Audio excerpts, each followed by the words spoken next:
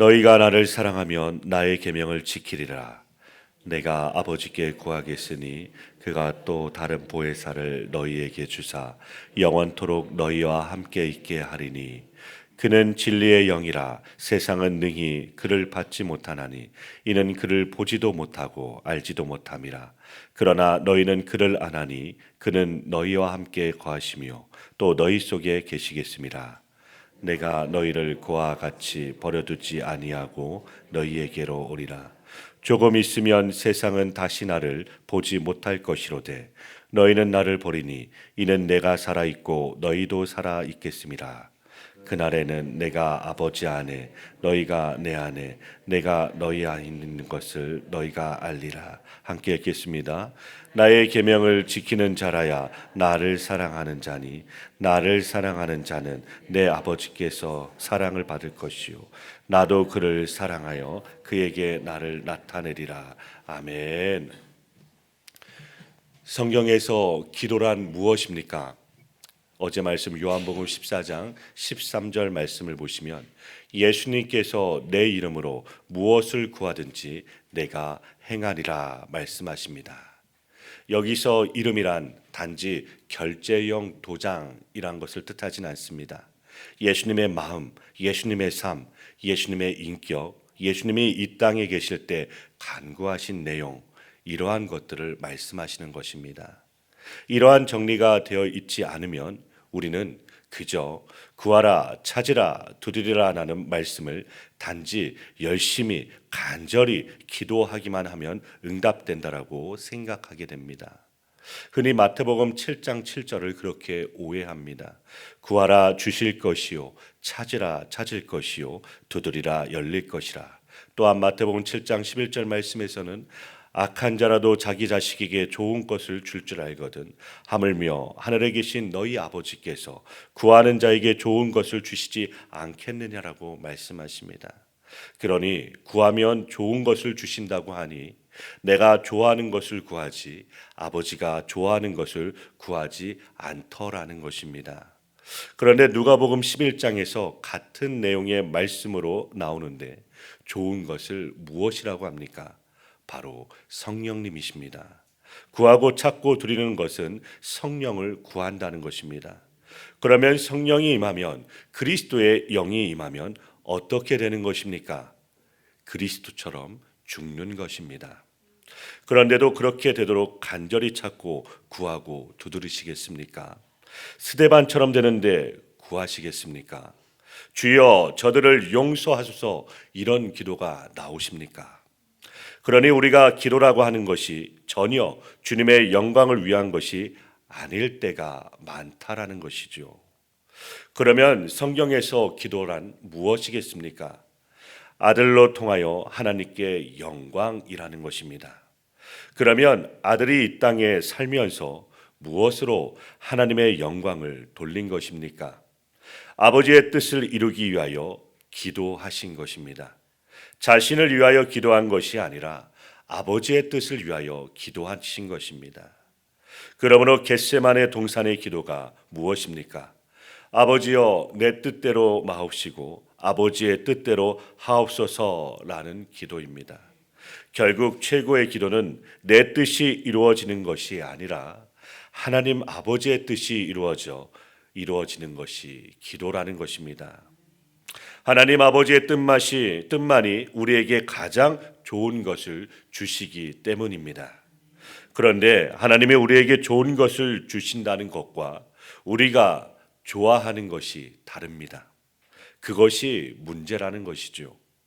아이는 사탕이 좋은데 아버지는 칫솔과 치약을 주는 것입니다. 아이는 괴롭지만 아버지는 좋은 것을 주신 것입니다. 그러면 기도의 최종 목표가 무엇입니까? 오늘 말씀 15절 말씀입니다. 너희가 나를 사랑하면 나의 계명을 지키리라 말씀하십니다. 주님의 이름으로 기도하면 모든 것을 주신다 하시고서 갑자기 나를 사랑하면 나의 계명을 지킨다는 말씀이 무엇입니까? 결국 주님을 사랑하는 것이 기도의 최종 목표라는 것입니다.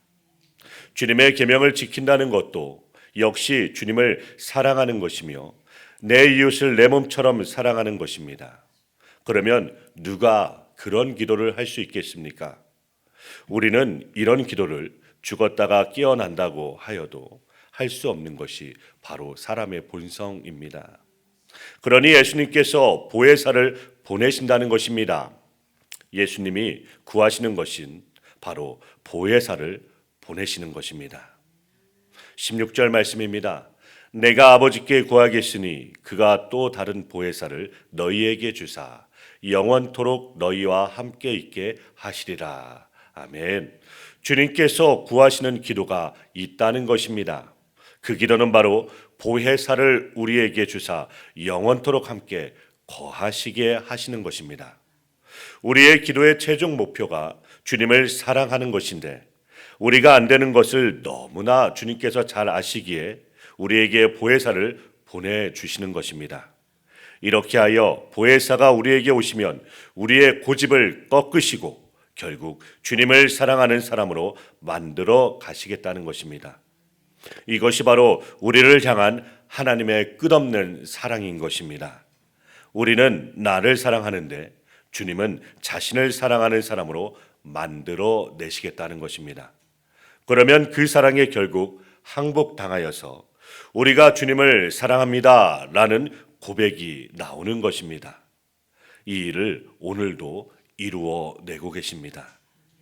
그러면 이렇게 보혜사가 오셔서 우리를 어떻게 인도하여 주십니까? 우리의 죄와 비참을 알게 하여 주시고 오직 예수 그리스도만 바라보게 하시는 것입니다. 우리를 진리 가운데로 인도하여 주시는 것입니다. 그리하여 우리를 아버지와 아들의 관계 속에 넣어 주신다는 것이지요. 그리하여 우리를 향한 주님의 사랑을 알게 하시는 것입니다. 그리하여 결국 주님의 사랑에 항복하게 하시고 우리를 설득하시는 것입니다. 그래야 나 같은 죄인 살리신 주 은혜를 놀라워하게 하고 감사하고 찬양하게 되는 것입니다. 이것이 하늘의 기쁨을 맛보는 것입니다. 요한복음 14장 26절 말씀입니다.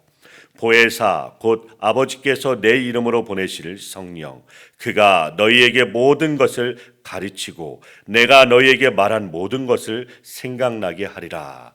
아멘. 보혜사를 성령이라고 하십니다. 그리고 이 성령은 아버지께서 예수님의 이름으로 제자들에게 보내시면 하시는 일이 무엇입니까?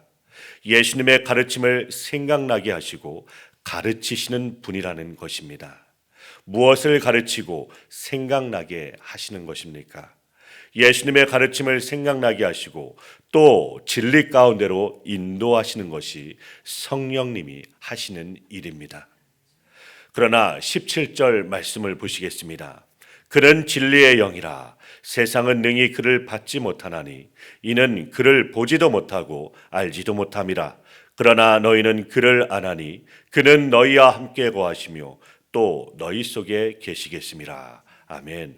세상은 받을 수 없는 영입니다. 다른 말로 하면 세상의 것을 추구하는 것과는 아무런 상관이 없는 영이라는 말씀입니다. 오히려 세상에서 버림을 받고 배척을 받는 영이 진리의 영입니다. 바로 예수님의 모습을 제자들에게 반복시키는 영이라는 것입니다. 그러니 누가 이러한 진리의 영을 알 수 있고 받을 수가 있다는 것입니까? 아무도 원하지 않아야 당연한 것입니다.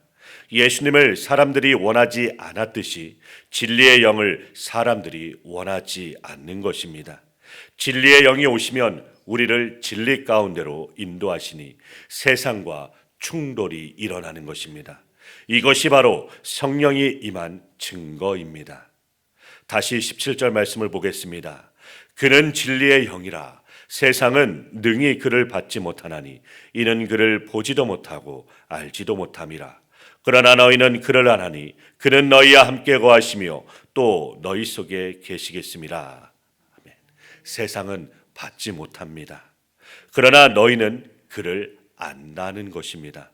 여기서 너희란 세상과 구별된 예수님의 택하신 자들이라는 것입니다. 이들만이 주님이 택하신 자, 곧 아버지께서 아들에게 주신 자들만이 이 성령을 받게 되고 알게 된다는 것입니다. 20절 말씀을 계속하여 보겠습니다. 그날에는 내가 아버지 안에 너희가 내 안에 내가 너희 안에 있는 것을 너희가 알리라. 아멘. 그날에 즉 보혜사가 오시면 이러한 내용을 알게 된다는 것입니다. 예수님이 우리 안에 계심을 알게 된다는 것입니다. 어떻게 알게 됩니까? 21절 말씀입니다. 나의 계명을 지키는 자라야 나를 사랑하는 자니 나를 사랑하는 자는 내 아버지께 사랑을 받을 것이요 나도 그를 사랑하여 그에게 나를 나타내리라. 아멘. 예수님의 계명을 지키는 것입니다. 예수님의 계명을 지킨다는 것은 결국 예수님을 사랑하는 것입니다. 그러면 지금 내가 예수님을 사랑하고 있습니까? 그렇다면 분명히 보혜사가 임한 증거일 것입니다. 우리가 우리의 모습을 돌아볼 때 참으로 한심스럽고 좌절이 되고 낙심이 된다 할지라도 그러나 소망을 잃지 않으면 주님의 약속, 즉 주님께서 보혜사를 보내셔서 영원토록 함께 하신다는 이 약속이 있기 때문입니다. 그러므로 더욱 이러한 주님의 성령님의 인도함을 받아서 진리 가운데서 살아가시길 바랍니다. 그래서 참으로 세상에서 자유함을 누리며 하늘나라를 늘 소원하며 살아가시는 저와 여러분이 되시기를 간절히 축원드립니다.